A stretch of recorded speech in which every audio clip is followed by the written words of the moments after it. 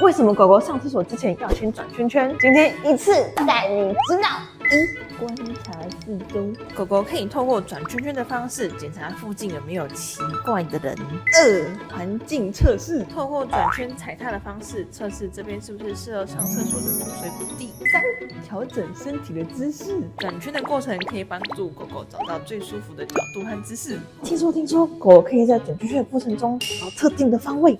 嘘，不要说是我说的哦。我们从双北到台中都有到府的宠物训练服务哦，而且现在体验课一堂只要1600，赶快加赖预约吧。